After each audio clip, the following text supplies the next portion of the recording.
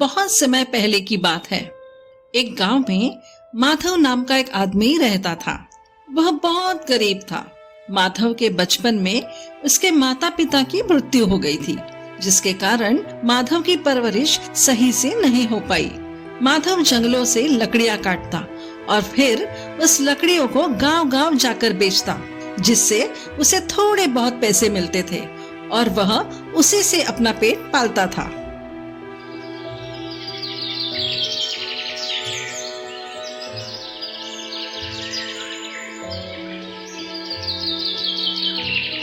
एक दिन माधव जंगलों में लकड़ियां काटने के लिए गया।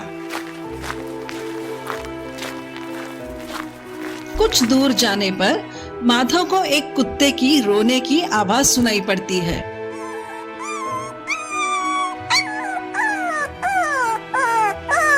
तभी माधव ने उस कुत्ते के रोने की आवाज का पीछा किया। थोड़ी देर बाद माधव उस जगह पर पहुंचता है जहां पर वह कुत्ता रो रहा होता है। तभी माधव ने देखा कि उस कुत्ते की मां को किसी दरिंदे ने मार डाला था। उस कुत्ते को रोते देख माधव के आंखों में आंसू आ गए। तभी माधव उस कुत्ते के पास गया।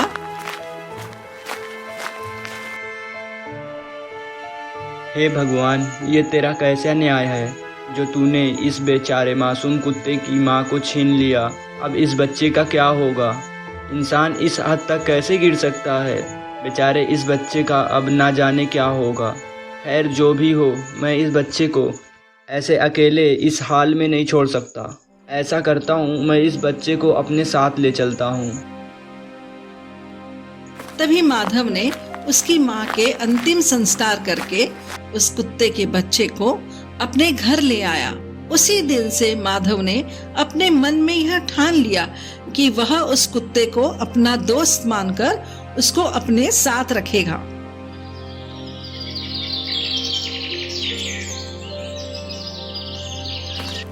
एक दिन माधव लकड़ियां काटने के लिए जा रहा था कि तभी उसे रास्ते में उसका पड़ोसी मंगलू मिलता है। क्या रे माधव, मैंने सुना है तूने जंगलों से किसी कुत्ते को पकड़ कर लाया है? हैं? अरे खुद के खाने को तो ठिकाना नहीं और अब तू उस कुत्ते को खिलाएगा? हैं?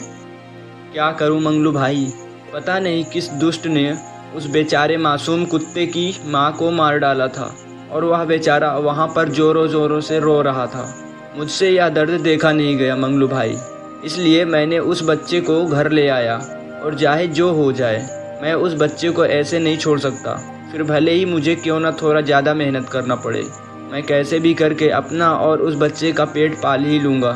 लेकिन वह हैवान दुष्ट कभी भी खुश नहीं रहेगा जो उस बच्चे की माँ को बड़ी ही बेरहमी से मारा है। माधव को यह नहीं पता था कि उस कुत्ते की माँ का हत्यारा यह मंगलू ही है और वह मंगलू माधव के मजे ले रहा था।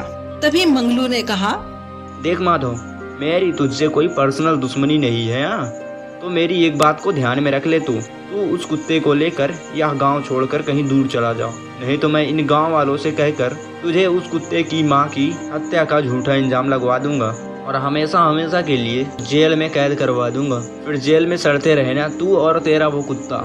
समझ में आया? हाँ, और हाँ, एक बात और ध्यान में रख ले, तू बिल्कुल भी चालाकी करने की कोशिश मत करना, नहीं तो जैसे मैंने उस कुत्ते की माँ को मारा सेम वैसे ही तुझे भी दफना दूंगा और किसी को हवा भी नहीं लगेगा। समझ में आया ना?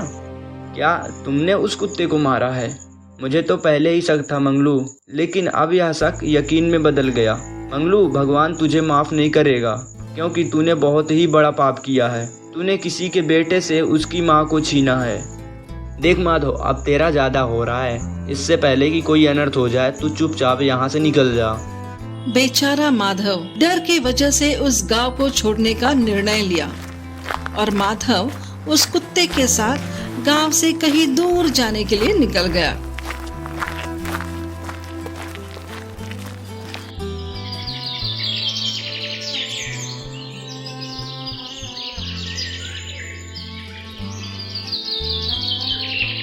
कुछ समय बाद माधव एक जंगल में एक पेड़ के नीचे थक कर बैठा हुआ था। तभी वहां पर एक बूढ़ी अम्मा आती है और कहती है, क्या हुआ बेटा, तुम यहाँ इस कुत्ते के साथ क्या कर रहे हो? और तुम्हारे चेहरे पे ये उदासी कैसी? बताओ बेटा। क्या बताऊँ अम्मा, इस बच्चे की माँ को मेरे गांव के एक दुष्ट आदमी ने मार डाला था और अब इसका इस दुनिया में कोई नहीं है। मुझसे इस बच्चे का दर्द देखा नहीं गया, इसीलिए मैंने इसे अपने साथ लेकर आया हूँ और अब कुछ समझ नहीं आ रहा है, अब मैं कहाँ जाऊँ? जैसे तैसे करके मैं भूखा रह लूँगा, लेकिन इस बेचारे का क्या होगा बूढ़ी अम्मा? बेटा, तुमने इस अनाथ बच्चे की जिम्मेदारी लेकर इसे एक परिवार दिया है। तुम अगर चाहो तो मेरे साथ मेरी झोपड़ी में रह सकते हो। वहाँ पर एक ऋषि मुनि जी कुछ अनाथ बच्चों को शिक्षा का पाठ प्रदान करते हैं, इसीलिए उनके खाने पीने की व्यवस्था मैं करती हूँ। लेकिन बेटा, अब मेरी ज्यादा उम्र की वजह से अब मुझसे यह काम करने में बहुत दिक्कत होती है। बेटा, तुम अगर चाहो तो ये सब जिम्मेदारियां ले सकते हो।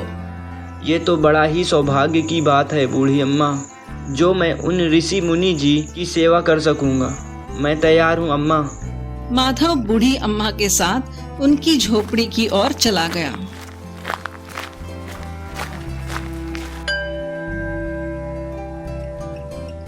माधव अब बूढ़ी अम्मा के झोपड़े में सभी कार्यों को संभालने लगा और ऋषि मुनि जी का भी पूरा ख्याल रखने लगा। और वहीं वह कुत्ता भी माधव के साथ साथ रहा करता था। बूढ़ी अम्मा माधव को सभी जिम्मेदारियों को उठाते देख बहुत खुश थी।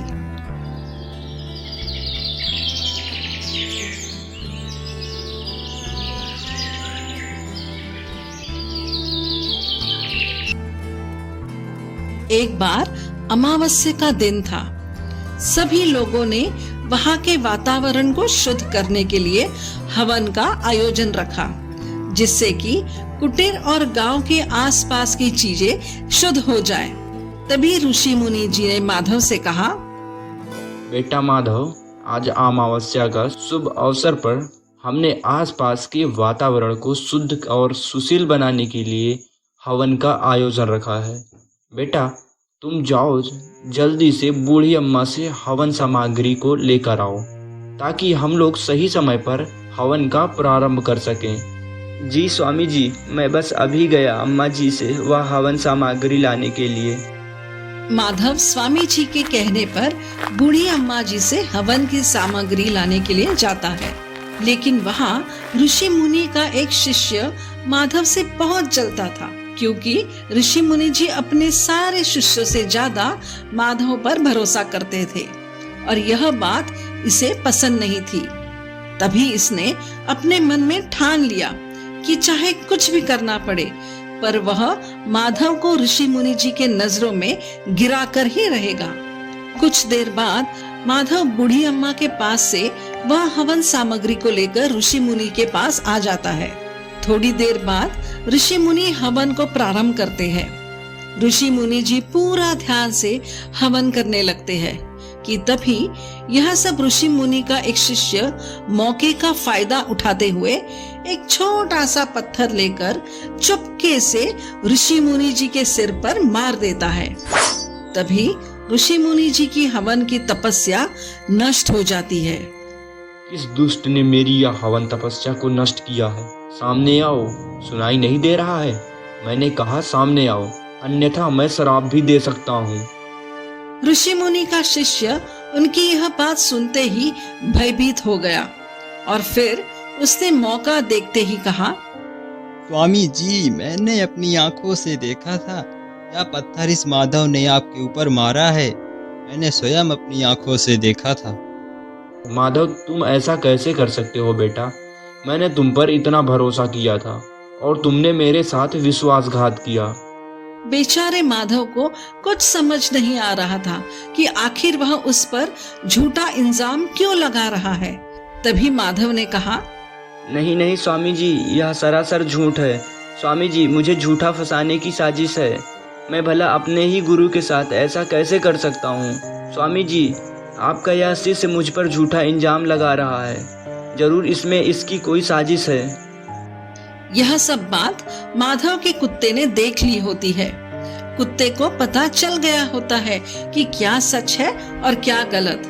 तभी उस कुत्ते ने बोला, रुकिए स्वामी जी, मेरे भाई ने पत्थर नहीं मारा था। महाराज, मेरे भाई ने आपको पत्थर नहीं मारा है। यह काम आपके शिष्य ने जानबूझकर किया है ताकि वह मेरे भाई को आपके नजरों में गिरा सके। सब लोग उस कुत्ते को बोलते हुए देखकर चौंक उठते हैं। तभी वह दुष्ट शिष्य ने कहा, ये कुत्ता बोलता भी है, ये कैसे हो सकता? क्यों नहीं बोल सकता? मैं एक बोलने वाला कुत्ता हूँ।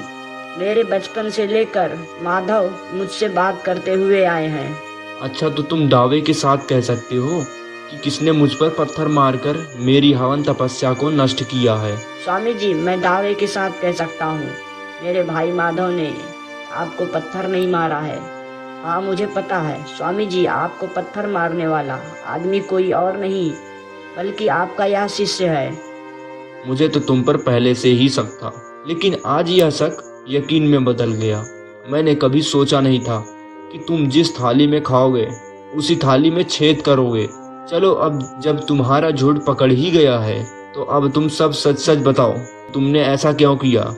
वह दुष्ट शिष्य ने अपने कुकर्मों के बारे में सब कुछ सच सच ऋषि मुनि जी को बता दिया। इस जुर्म के लिए उस दुष्ट शिष्य को उस आश्रम पाठ से निकाल दिया गया और अब वह दुष्ट शिष्य न घर का रहा न ही घाट का। दोस्तों, यह वीडियो आपको कैसा लगा कमेंट में जरूर बताइए। धन्यवाद।